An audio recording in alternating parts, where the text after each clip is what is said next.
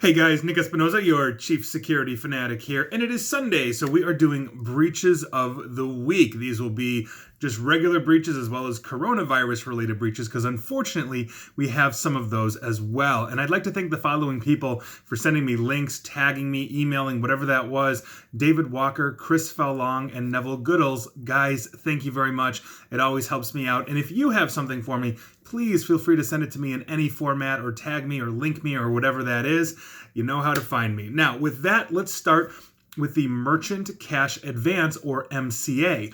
This is a now defunct app that appears to have been developed by Advantage Capital Funding and Argus Capital Funding. Now, an open database linked to the Merchant Cash Advance is the source of a data leak that is leading to the exposure of 425 gigabytes of sensitive documents belonging to these two financial companies. An Amazon Web Services, or AWS S3 bucket, was not using any form of encryption, and over 500,000 highly sensitive documents, including private, legal, financial files, and other things, all originated from Advantage and Argus that are sitting in this database. Now, entries related to the companies, and these are the clients, companies' business, including credit reports, bank statements, contracts, legal documents, driver's license copies, purchase orders and receipts, tax returns, social security information, and transaction reports.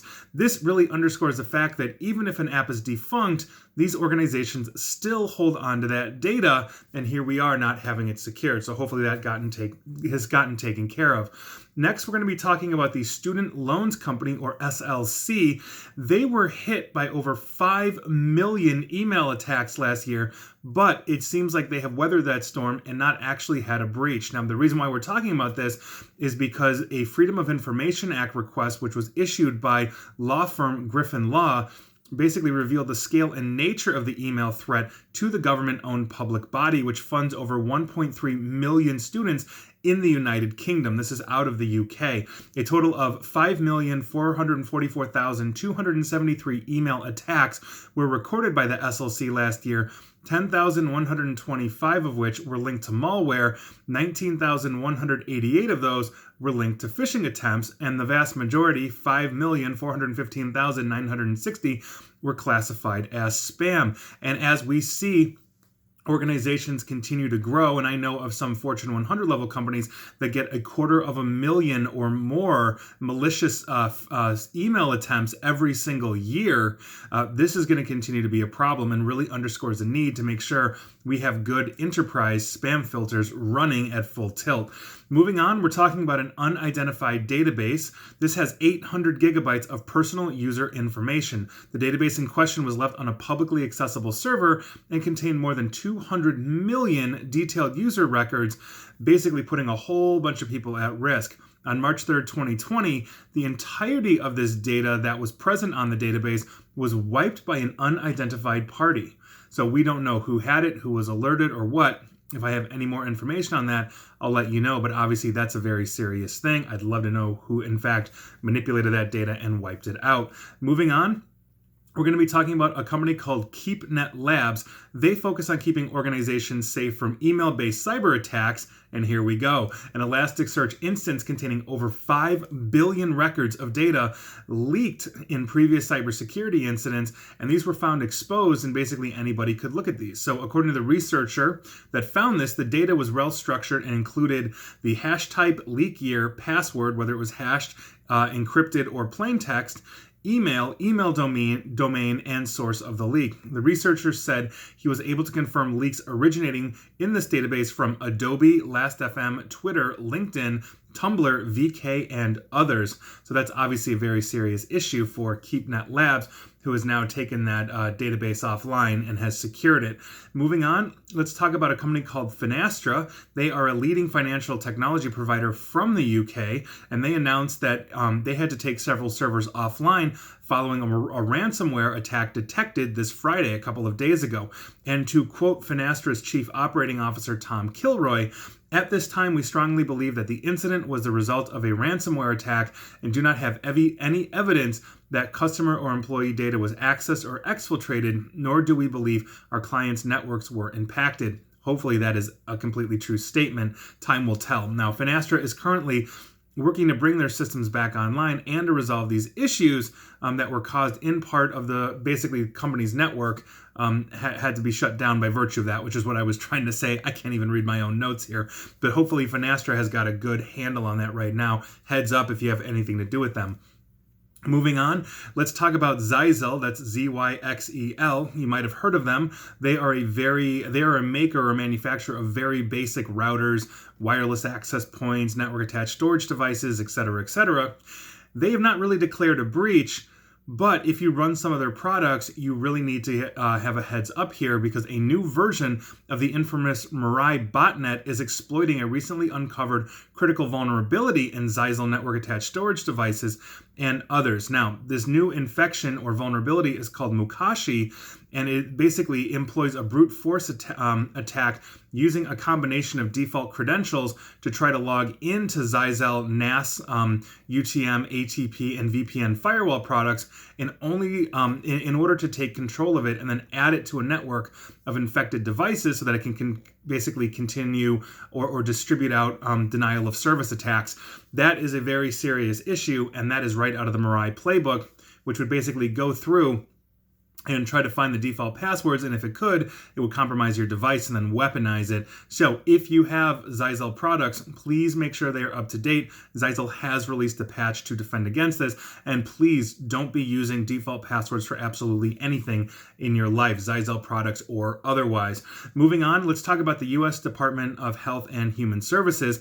They have been a key part of the U.S. federal response to the coronavirus outbreak, and they were unfortunately hit with an unspecified, quote, cyber incident on Sunday. This is last Sunday, a week ago, and these are officials pointing this out on Monday, so 6 days ago. HHS Secretary Alex Azar said there was no data breach. National Security spokesperson John Olyot, and I hope I'm pronouncing that correctly, said HHS networks are, and I quote, functioning normally at this time, and they are basically investigating this matter. Now, department spokeswoman Caitlin Oakley said there was, quote, a significant increase in activity on HHS cyber infrastructure on this past Sunday, but the HHS is fully operational. And so hopefully we are not going to see more attacks like that on health infrastructure, especially in the middle of an outbreaking infection or pandemic. Unfortunately, though, we have to talk about the University Hospital Brno in the Czech Republic. They are a major COVID-19 or coronavirus testing center, and computer systems at the university hospital had to be shut down this past Friday due to a cyber attack that struck in early morning. Little information has been released about this attack, which actually occurred around 2 a.m. local time in the Czech Republic, and they are not really talking about what's going on. The nature remains unknown, but it's looking like it's a possible ransomware incident, and as the time of this writing, their website was still down. So that's a very serious problem, especially because the Czech Republic has over 4,800 confirmed cases, and so critical infrastructure like University Hospital Brno is going to be a very, very important thing. And finally, let's talk about a Russian hacker group called Digital Revolution. They claim to have breached a contractor for the SFB. The SFB is Russia's National Intelligence Service, and discovered details about a project intended for hacking Internet of Things or IoT devices. Now, this group, Digital Revolution, published this week 12 technical documents, diagrams, and code fragments for an FSB project called Fronton. Now, the technical Fronton documents were put together following a procurement order placed by one of FSB's internal departments, unit number 64829, which is also known as the FSB Information Security Center. The documents charge Information Invest Group, CGSC, which is a Russian company with a long history of fulfilling orders for the FSB with building an IoT hacking tool. Now, according to the BBC, and BBC Russia obtained these documents, as well as ZDNet, Inform Invest Group appears to have subcontracted the project to a Moscow-based company, ODT, or pronounced ODE, which Digital Revolution claims to have hacked in April of 2019. Based on file timestamps, the project appears to have been put together in 2017 and 18, and these documents heavily reference and take inspiration from the Mirai infection, which I actually just talked about a little earlier. Now, these documents propose building a similar IoT botnet to be made available to the FSP. Now, per the specs, the Fronton botnet would be able to carry out password dictionary attacks against IoT devices, just like Mirai, that are still using default factory logins and common username and password combinations. That's a bit of an expansion on the original Mirai, but it is still within that playbook. Once the password attack is successful, the device would be enslaved in the botnet and weaponized, and again, that is right out of the Mirai playbook. Now, Fronton specs say the botnet would specifically target internet security cameras and digital recorders, which they deem ideal for carrying out DDoS attacks, or direct distributed denial of service attacks. Now, basically, anything, especially for an intelligence agency, they would absolutely go after things like digital recorders and security cameras, not just to weaponize them, but they would also have the ability to turn on cameras, record, listen on microphones, whatever that is. So they could turn this into a massive surveillance network, and this really underscores the need to have good next-generation firewalls in front of your IoT that are scanning for threat, changing the default passwords, making sure these things are up to date, and monitoring all of this ideally through something like a security informations and events management system, or SIM. These are the reasons why we are proactive in our defense whenever we can be. And so with that is your news of the day. You can't say the Russians aren't hacking you, because they're looking to develop it, and here we are. And please like, share, follow me here on Facebook and Twitter at NickAESP, and please feel free to subscribe to me at YouTube as well. And as always, stay safe and stay online. Thanks, guys.